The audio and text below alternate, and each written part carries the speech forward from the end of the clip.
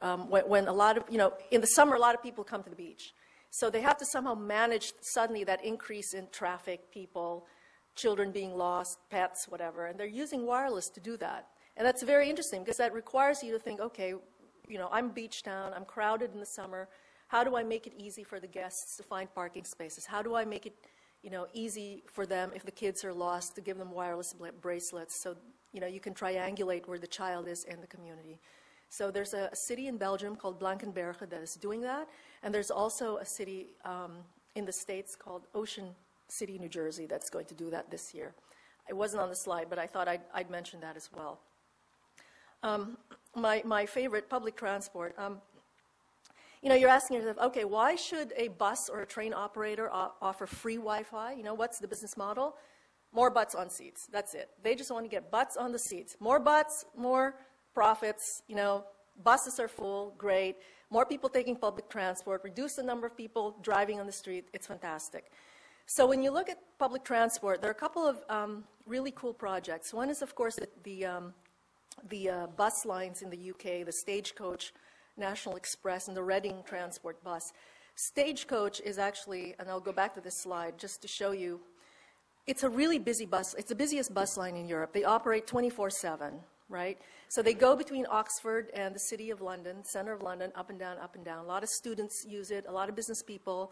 Oxford has a technical center, so there are a lot of scientists and engineers working there. And, I've thrown a lot of data on the slide just so you have this for your own reference. But what's important to see is that thing in red. What do they use as the backhaul? So you're sitting in the bus, you've got your laptop. It's a 90-minute ride, right? And when you look at that, they average online time is 40 minutes. So, people are doing email, going online, probably looking for the address of the person they're going to see in London, which tube stop to take, the typical things, reserving a restaurant somewhere if they got to go somewhere. But what's interesting is that thing in red. There's a box in the bus that takes in a 3G signal, right, and distributes it out to the people sitting on the bus as Wi-Fi because all of them, you have Wi-Fi. A lot of people, even in the UK, which is the most developed mobile market in Europe, do not have 3G data subscriptions. Most people in the UK are on prepaid subscriptions, so they only use their mobile phones for voice. So you say to yourself, okay, could you as a person just individually get this £25 a month 3G service with that kind of capacity? Look at the gigabytes from Vodafone. Well, no, because they'd probably charge you a lot more. So Vodafone is actually selling backhaul, 3G backhaul, very cheap.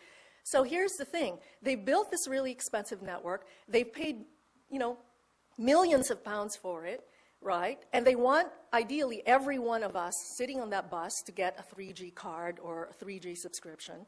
But I guess over the years, it's not been very successful because it's perceived to be expensive. So now this expensive network is coming into the box. And then it's being spit out as this free, cheap, Wi-Fi network. I mean, you got to ask yourself when you look at this model, how will WiMAX look like? Is it going to be like this model too? When WiMAX networks are built, are people going to individually get WiMAX subscriptions, or will it get spit into a box like that at £25 a month, only to be spit out on the other end to you and me as cheap, free Wi-Fi? I ask this question because today I get a lot of questions. Oh, will WiMAX replace Wi-Fi, or should we all wait for WiMAX? I don't know. Look at that. Look at that, how cheap it is for the backhaul. But back to public transport and this idea, I've been criticized for talking about free Wi-Fi. Oh, nothing's free. Of course nothing's free. But if your business model is to put butts on seats and it costs you 25 pounds per vehicle per month, right? And the box itself is like $1,000. That's what Movera is selling it for in the UK. It's nothing. And you look at the number of people using it. So TGV, the high-speed train that goes from Paris to Frankfurt, it just started.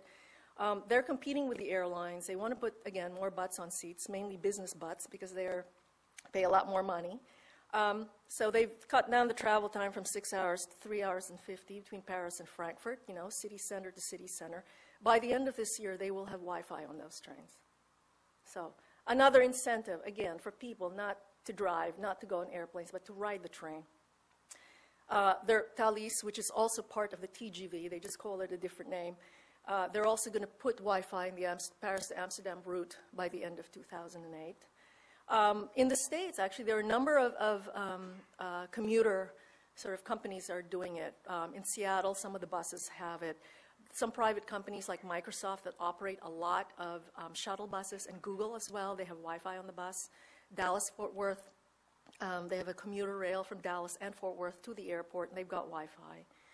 And again, you know, if you want to look at a very big enterprise with a lot of workers working in different locations, I think railway companies are very good examples for munis as well, because, you know, you have people distributed in different locations working on very different things, from railway carriages to the train stations themselves, to all kinds of